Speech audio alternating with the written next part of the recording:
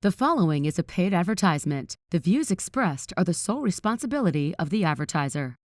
I'm attorney Justin Clark. Coming up just ahead on You Have Real Estate, my personal financial advisor will be here. Let's ask him what's actually going on in this market with the Iran war. Also, you have some money set aside. What should you do with it? It's just ahead. It's You Have Real Estate. Debt can be terrible for families. You feel like you can't put food on the table at the end of the month. Call me now. You have power.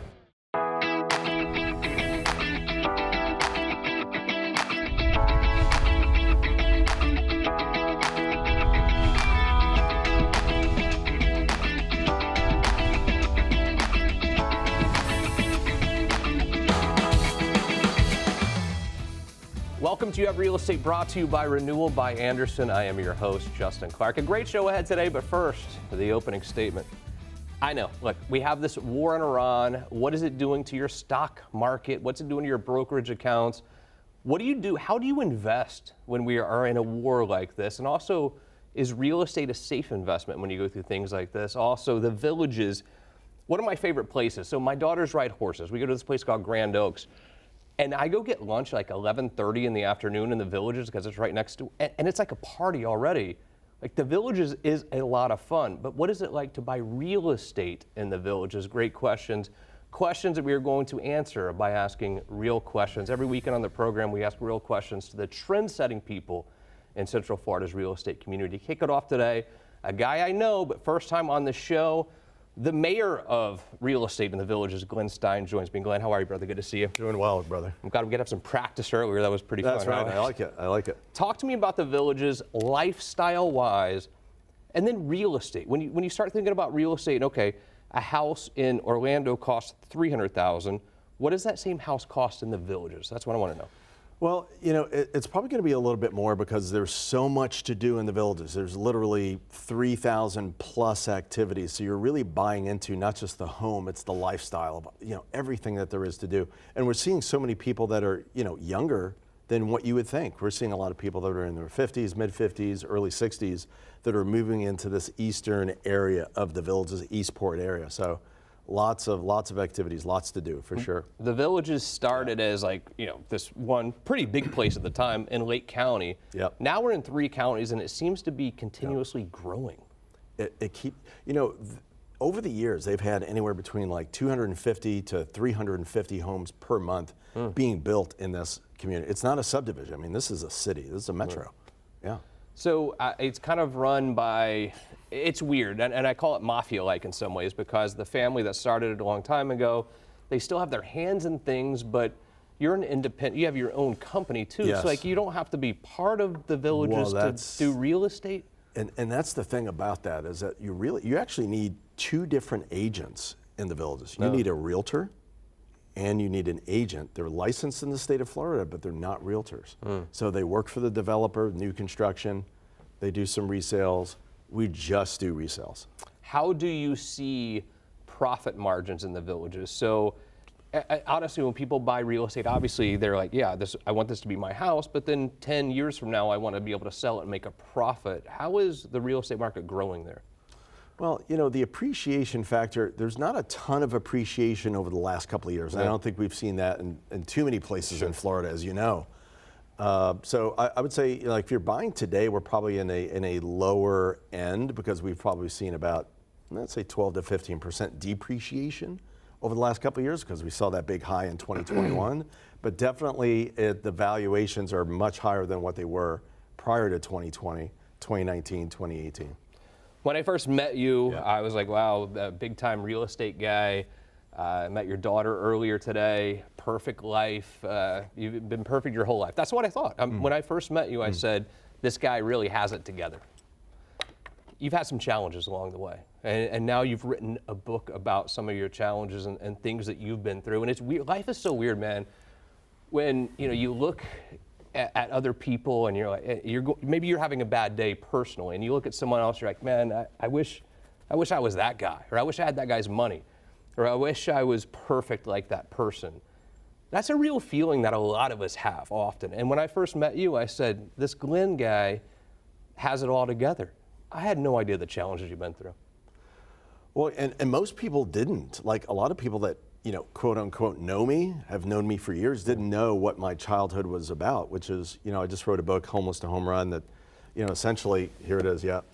And, I grew up as a homeless kid, in New York City. And it's about that, but really it's not about that. What it is partially what you just said, is like having empathy for other people and understand that, hey, if someone's having a bad day, if someone is being mean, if they're being a certain way, there's probably a reason behind it. There's a reason why people are the way they are. And understanding, not that you have to accept it, but just understand where people are coming from. Tell me about your journey. Well, growing up in New York City in Brooklyn, And Brooklyn wasn't Brooklyn then. Brooklyn now is like, the nicest restaurants in the world and amazing. Brooklyn was a little bit different back then. Well, yeah, I grew up in an area, Brighton Beach. Actually, I was born in Brighton Beach, and they called it Little Odessa. And my mom was from Puerto Rico. My dad, who I never met, by the way, never met my dad. And there's a really interesting story within this book that I won't talk about, but I do want to say this, that Brooklyn was Brooklyn. I feel like it hasn't changed. I took my daughters back, and Hannah, who's here today, is like, she's been there, and it hasn't changed that much. But I will tell you that, living in a big city like that and growing up homeless, like as a child, you don't know any better. But looking back, you're like, oh man, I went through that, and it really it shapes you, it affects you. And that you understand why people go through things. And people do go through things all the time. And when I think about the real estate business and the great real estate agents out there, it's almost like law too. Like when I have a new case that comes in and I call the other lawyer on the other side for the first time, and I'm like, hey, it's Justin Clark. And I'm like, hey, what's up, man? How are you? You want to like have a cordial relationship, and then sometimes they're just it happens. What is going on with you today? Did you have a bad day? And you don't know if it's like that's just that human being, or maybe you could reach out and give them a hug and say, like, why are you like this? It is like this in real estate. When you have a listing and you finally get an offer come in and you finally get to know the broker or the real estate agent on the other side, and they come at you just like, what is your problem? And that's not, normally they're very nice, but sometimes they're just bad people. I don't know how to deal with it sometimes. Well, running the company that I run, Realty Executives in the Villages, as an entrepreneur, and you know this very well, it's hard. Like, life is hard. Being an entrepreneur is really tough. And my childhood, actually going through tough times, that actually helped me with success, because, when you're going through tough times and then you see it again as an adult, it's so much easier. I totally agree. Yeah. What do you see with the future of real estate in the Villages? Do we continue to expand? Do you recommend people invest there, people move there? What do you think? We see that. We handle short-term, long-term rentals, and that's a thing. I don't think it's the best investment. You don't buy in the Villages for the investment. I think you buy in the Villages for the lifestyle. You want to live longer. You want to live a happy life, an exciting life, an active life. That's the place to be. I've heard this a million times, not the STD deal. We've all talked about that. How about the loofahs? But the golf courses. I've heard that there are, I can't remember exactly how many golf courses, and if you have one membership, you can almost play every course. Yes. Is that true? Yeah. I mean, you've got the championship courses and the executive courses. It's going to be more expensive at the championships. But yeah, interesting place. You'll be able to read this soon. Glenn Stein, great to see you, man. Thanks for coming on. We'll do this again soon. Here's what we'll do. Quick break. When we return, and I told you this is a bad time for him to come here because of the Iran war and my own account's tanking. But let's talk about investing in real estate and investing in your portfolio during a downturn in the market as you have real estate continue. Welcome to the show. Summertime is approaching, and yeah, it gets hot, it rains, but the worst part about summer around here clearly is your electricity bill. With that AC running, it is out of control. What can you do? You can't argue with the electric company. They're going to laugh at you. They're not going to lower it. What can you do? What can you do to lower the electricity bill? You need to look at the windows on your home. Renewal by Anderson is here. Dan and Dan show today. Yeah. It's true. Electricity bills are out of control. They raise them every single year, no matter what. what can I do window-wise to lower that electricity bill? Well, it's a great question. First thing you want to do is have them inspected. What you need to do is you need to have a professional like Renewal by Anderson come out. We'll do an inspection. We will tell you what's going on with your windows, and we'll replace them, because what we have in your house today is probably what was put in by the builder. That's a builder grade window. It's not going to stop any of the white light from coming through. You call us, we send a professional out, a design consultant. They'll look at it. We'll give you a quote, and we'll do it all right here on the iPad. And we have so many finance options to take advantage of. We make it very easy. Quality is very important. Dan, describe the quality of your windows. Well, it's unmatched. We do things differently than anybody else in the industry. We use a Fibrex composite material, and so it is built to last. So we know what we're putting in your home is going to last, and it'll be a good use of your money. Absolutely. It's a no-brainer. Thank you, guys. QR code on the screen right now for Renewal by Anderson. No cost, no obligation to have their design consultants come to your house and tell you exactly what they can do to save you money. That interest payment on the windows themselves is going to be offset by your savings on the electricity bill. It's a no-brainer to me. Look into Renewal by Anderson today.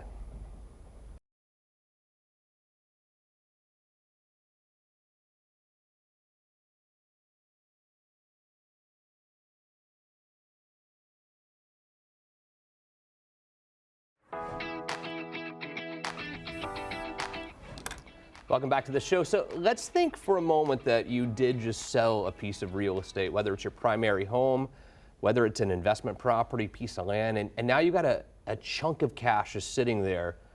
What do you do with the cash? Like, you don't want to give it to the government, obviously. You want to reinvest it to where it's making money for you.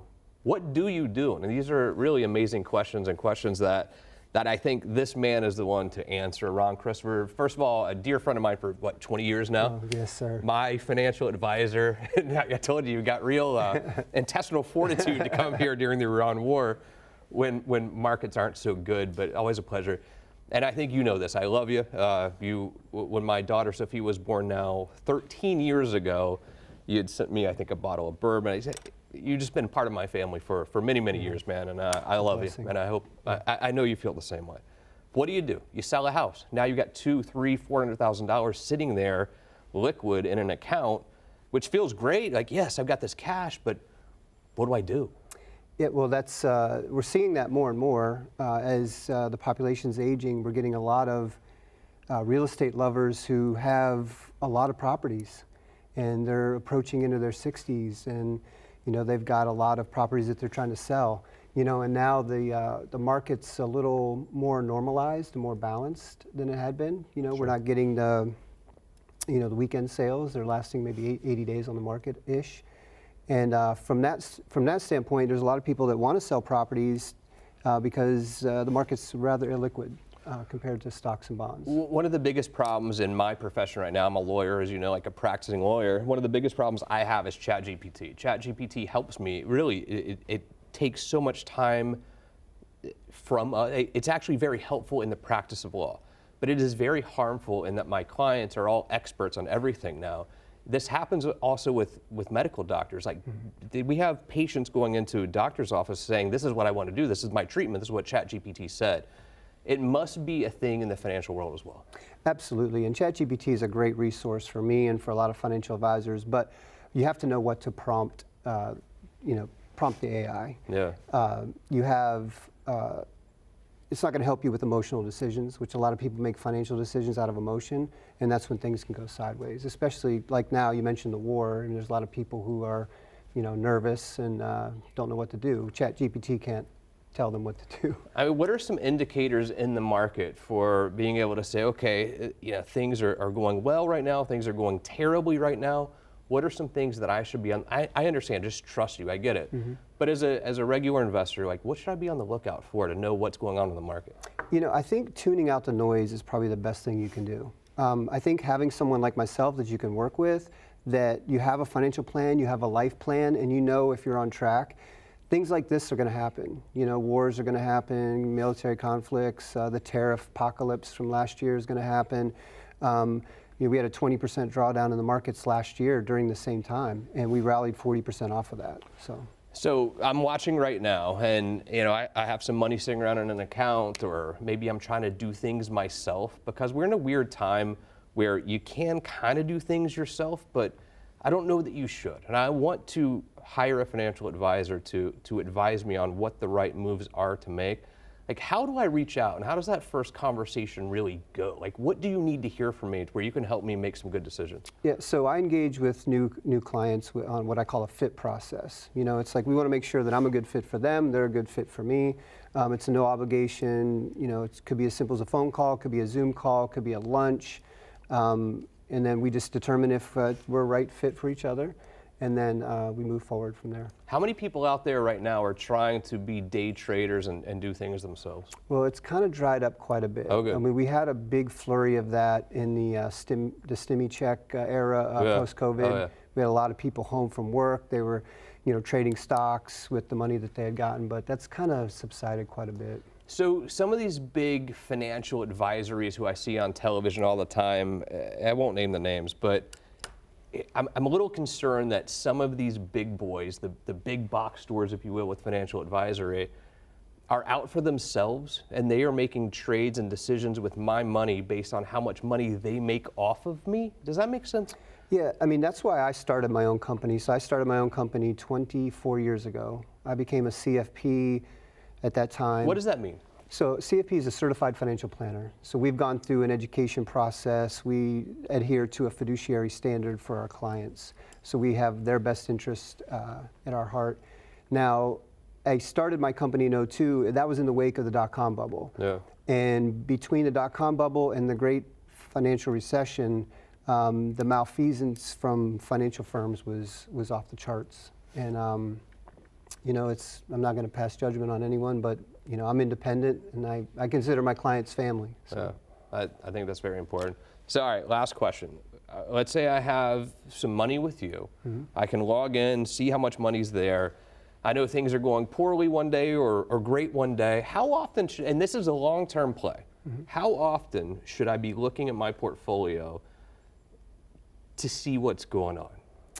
Yeah, I think quarterly is a good time to check in. Okay, only once every 3 months? Okay. Quarterly I'm like check once in. every 3 days. And then for me, I do 2 reviews with my clients every year, and one's a really extensive review, and one's kind of like a half review, and that's plenty, to make sure you're on track. When things do go down, how do you talk people off the ledge? Just remind them that markets tend to go up over time, and a lot of times these things are opportunities. Ron, Christopher, how do we reach out? How do I find out more about you? You can call me at 407-947-7396. All right, bro. All right. Good to see you, pal. That's my financial advisor, by the way. Coming in here during the Iran war. What? I'm telling you, he's got some, I'm trying to not use the bad word. Intestinal fortitude. We'll go with that again. Quick break. When we return, some great investment value in this part of the state as you have real estate continue. So Ryan, not only did you literally change, our yard. I'm spending so much time outside. He is too. I mean, he can't even get off the putting green ever. I've already gotten yelled at. Well, you know what? It could be worse places. That's the other problem, though, Ryan, is I got yelled at for having a bad backyard until you came, and now I'm getting yelled at for now we can't get him inside. Because I just want to have a golf club. Well, we actually have this amazing way for me to come get to you and find you out on the putting green. So pavers, talk to me about the pavers, because when we originally met, I was like, Ryan, I want some cement, I want some whatever it is. I really want that in there to just kind of like change it up so it's not just turf. Yep. Yeah, so the travertine in this case with turf strips is a very good option for something like that. It's a very elegant look as well. We can do pavers or travertine in this scenario like this, to where you have the strips. And it just creates a nice little pathway. It really just elevates the area, and it looks classy, it's rich. And then we talked about my little dead area over there that we're still working on. I'm gonna put some mulch back there, but you did these bricks, why? So the brick is a nice little landscape border. It also defines a bed at the same time.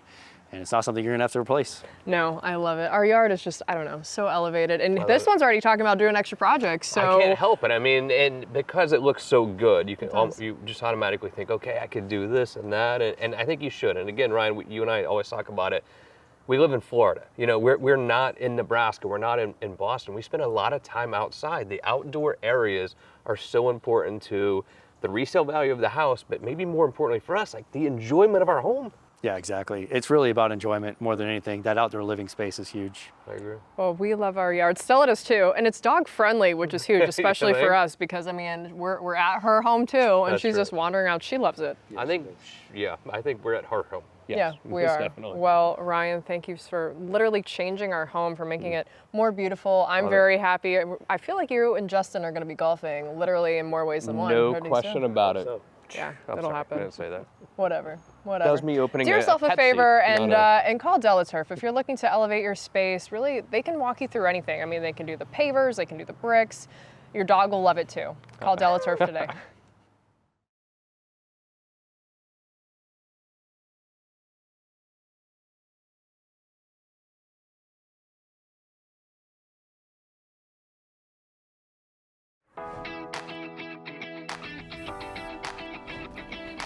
Welcome back to the show, and you know this about me, but I love investing in real estate. But I'm telling you that northern part of Florida is still an absolute hidden gem when it comes to investing in real estate. Our advisor when it comes to north or north central Florida is Elisha Lopez, real broker. You know the counties I love. You know I love Levy. You know I love Marion, where you're from. But there are some other counties around there that we talked about a little bit as well that really I think should be on people's radar when it comes to investing in real estate. Go ahead. Yep, Citrus County, Hernando County as well. Hernando. Yeah. I don't know. I literally know nothing about Hernando. What is Hernando all about? So Hernando, I would say like Crystal River-ish area, so Yeah. out that way to give you an idea. We've got, which is also Citrus County, is Beverly Hills, Citrus Springs, Lecanto. And actually, when you talk about investing, I've got a great investment property out in Lecanto. Really? Right on, it's called, was it West Coast Highway in Lecanto, but it's where they put the 429. Yeah. And there's a lot of development going on over there. It's pretty good spot. Yeah, if you have some cash sitting around and you're wanting to get into investing in real estate, I would highly recommend reaching out to Elisha. QR code on the screen for her right now. And because it's one of these things where the stock market can be very cyclical, like we talked about earlier, real estate, you almost can't lose. It's just a matter of how long you have to wait. She can help you determine where to put that money, whether it's in vacant land, maybe it's in residential real estate where you can rent them. There's so many different ways to skin the cat. Even if it's a couple $100,000 that I want to invest, you talk about maybe being able to get a mortgage to add to it. There's a lot of ways to really invest in real estate, even if you don't have $1 million sitting around. Absolutely. I mean, and that's how you get to the billion, is by taking your 100,000, your 200,000, you're just sitting in the bank, not working for you, and start investing. Because the only way to get to the million is you gotta have action. You can't just have it sit there.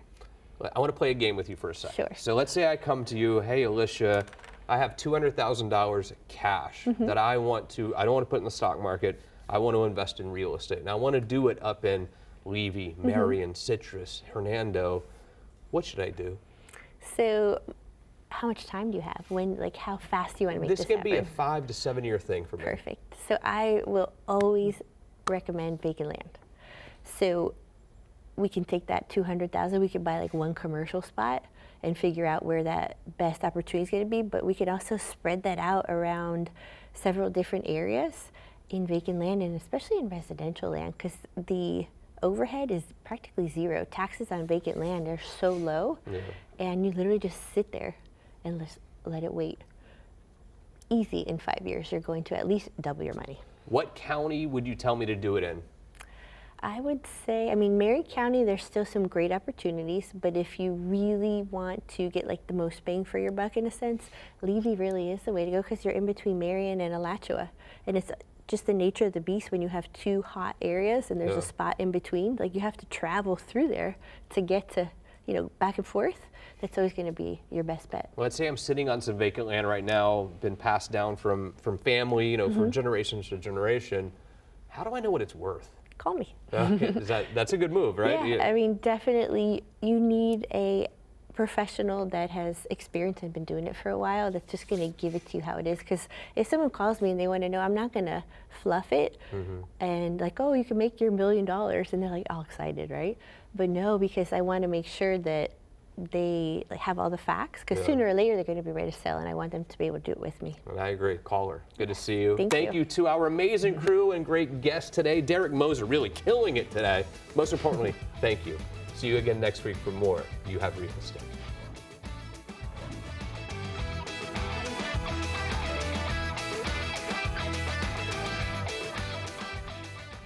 The proceeding was a paid advertisement. The views expressed were the sole responsibility of the advertiser.